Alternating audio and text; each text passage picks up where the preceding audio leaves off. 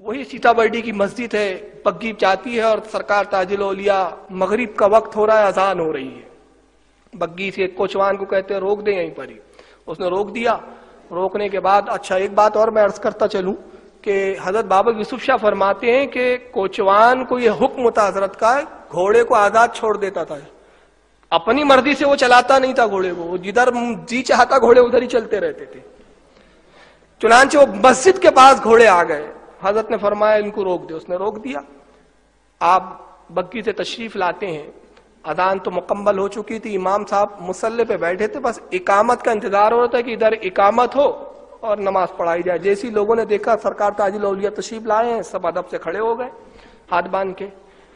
کھڑے ہونے کے بعد امام صاحب بھی آگے بڑھے، دست بوسی کی، کہا سرکار ذہ نصیب شہنشاہ ولایت شہنشاہ ہست اقلیم ہاں تشریف لایا ہے، حضور آپ ہی نماز پڑھائے، ہم خادم آپ کی اقتدا میں نماز پڑھیں گے۔ مصلی پہ کھڑے کر دیا، اب حضرت نماز پڑھانا شروع کرتے ہیں۔ اب جب نماز شروع کی تو بڑی عجیب و غریب نماز تھی، 3 رکعت تھی، کبھی 4 سجدے ہوتے ہیں، کبھی رکوع پہ رکوع ہو رہا ہے، دوسری رکعت میں کھڑے ہو گئے، تیسری میں بھی کھڑے ہو گئے، رکعت پہ رکعت، سجدے پہ سجدے، بس عجیب و غریب نماز ہے، کبھی کتنے جو جہاں سجدے کا جی چاہتا ہے سجدہ کرتے ہیں، سلام پھیرتے ہی نہیں ہے۔ لوگ بڑے پریشان، یار یہ کون سی نماز ہے مغرب کی، آج تک ایسی نماز پڑھی نہیں۔ لوگ بڑے پریشان، یار یہ کون سی نماز ہے مغرب کی، آج تک ایسی نماز پڑھی نہیں۔ 3 ہوتی تھی، یہ 5 سجدے، 6 سجدے، کبھی رکوع پہ رکوع، آیت پہ آیت، سورت پہ سورت، عجیب معاملہ چل رہا ہے۔ ایک والہانہ عاشق کی نماز چل رہی تھی، ایک والہانہ عاشق کی نماز چل رہی تھی۔ قوم میں تو گروپ ہو گئے، وہاں پر انتشار ہو گیا۔ ایک طبقہ سوچتا ہے نماز نہیں ہوئی اپنی، یار پیچھے ہٹیں گے، سلام پھیریں گے، نماز لوٹا دیں گے۔ دوسروں نے کہا نہیں، اب تک تو صرف اٹھک بیٹھک کرتے تھے، نماز تو آج حقیقی ہو رہی ہے۔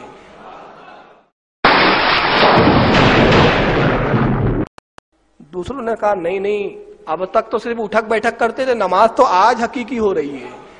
اب تک تو صرف اٹھک بیٹھک کرتے تھے، نماز تو آج حقیقی ہو رہی ہے۔ یہی نماز کی معراج ہے، اور آج کی نماز تو ایسی قبول ہے کہ اسی نماز کے عوض بخش دیے جائیں گے۔ دل میں عقیدت تھی، نماز لوٹانے کے خیال قطن نہ آیا۔ سرکار تاج الاولیاء نے بہت دیر کے بعد سلام پھیرا، مصلی پہ بیٹھے ہیں، اب انتظار ہو رہا ہے حضرت دعا فرمائیں تو سنتیں ادا کریں، دعا بھی نہیں ہو رہی ہے۔ لیکن وہ کچھ عنصر جو ان کے دل میں تھا، ایک شبہ جو دل میں کہ نماز نہیں ہوئی، انہوں نے سوچا نماز لوٹا دی جائے۔ وہ آئے اور انہوں نے نماز لوٹانا شروع کیا۔ ادھر سرکار بیٹھے رہے بہت دیر تک، ادھر ان کی نماز ختم ہوئی۔ جیسے ہی نماز ختم ہوئی تو حضور تاج الاولیاء اچانک جھٹکے کے ساتھ، تیزی کے ساتھ مصلی سے بغیر دعا کیے ہوئے اٹھتے ہیں اور بگی کی طرف جا رہے ہیں۔ جب جانے لگے تو ان لوگوں نے آپ کو پکڑ لیا، بیچ میں ان کو گھیر لیا۔ سرکار کا حضور مانا کہ آپ ایک بزرگ ہیں، لوگ آپ کو ولی کہتے ہیں، مگر ولی ہو کر ایسی نماز آج تک ہم نے ایسی نماز نہ پڑھی۔ یہ کون سی نماز تھی جس میں کئی سجدے تھے اور کئی رکوع تھے اور کئی رکعتیں؟ ایسی نماز تو ہم نے نہیں پڑھی۔ آپ مسکرا دیے، مسکرانے کے بعد بگی کی طرف بڑھے، واپس پلٹتے ہیں، ایسے آتے جیسے گویا اب جواب دینا ضروری سمجھ رہے ہیں۔ آ کے فرماتے ہو جی بابو، جیسا کتاب میں لکھا تم ویسی نماز پڑھتے، اور جیسا کتاب والا بولتا تھا جو دن ویسی نماز پڑھتا ہے۔ واپس پلٹتے ہیں، ایسے آتے جیسے گویا اب جواب دینا ضروری سمجھ رہے ہیں۔ آ کے فرماتے ہو جی بابو، جیسا کتاب میں لکھا تم ویسی نماز پڑھتے، اور جیسا کتاب والا بولتا تھا جو دن ویسی نماز پڑھتا ہے۔ نماز پڑھتا ہے مگر نماز محمدی نہیں ادا کرتا۔ ساونی صلاۃ مطالبہ یہ ہے کہ ہم رسول کی طرح، جس طرح رسول نے ہمیں بتایا اس طرح نماز پڑھیں۔ مسند احمد کی وہ روایت تو آپ کے سامنے ہے، صلو کما رأیتمونی اصلی۔ عجیب بات تو یہ ہے کہ یہ سورہ کریمہ جس لفظ سے شروع ہو رہی ہے نا، نماز میں بھی وہی لفظ موجود ہے، رأیتا کا، رأیت الذی یکذب بالدین، وہی لفظ یہاں بھی ہے، صلو کما رأیتمونی اصلی۔ تم اسی طرح نماز پڑھو جس طرح تم نے مجھے نماز پڑھتے ہوئے دیکھا ہے، کسی اور کی نماز نہیں چلے گی۔ محمد صلی اللہ علیہ وسلم نے جو نماز پڑھی ہے وہ نماز چلے گی۔ دلیل ایک حدیث پڑھ دیتا ہوں میں، وان حذیفہ رضی اللہ تعالی عنہ، جبکہ میں تقریر میں حدیثیں پوری پڑھتا ہوں، یہ تو تفسیر ہے.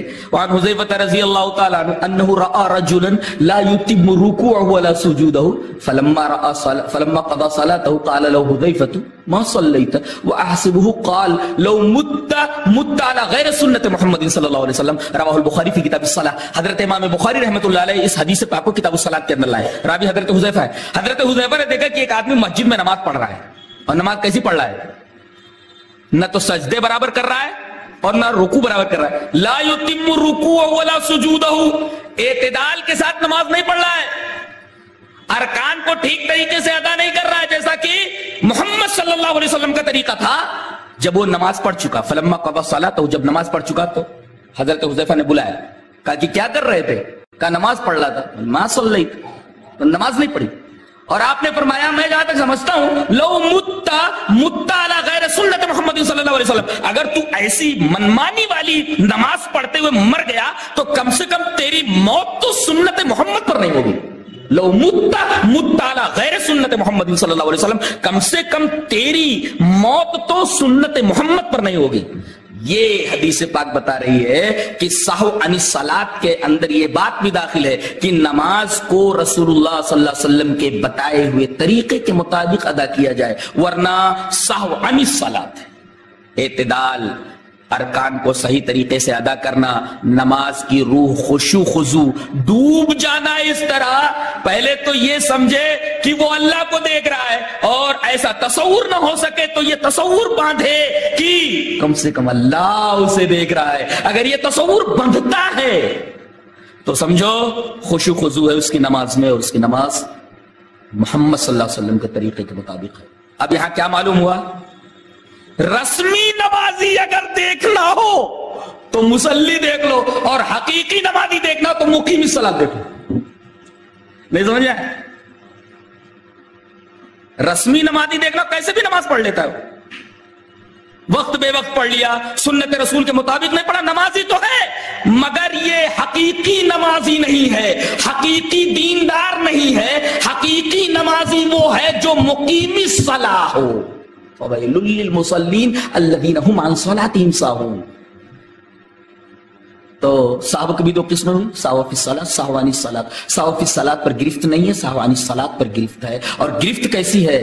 اسے ویل کی خوشخبری دی گئی ہے.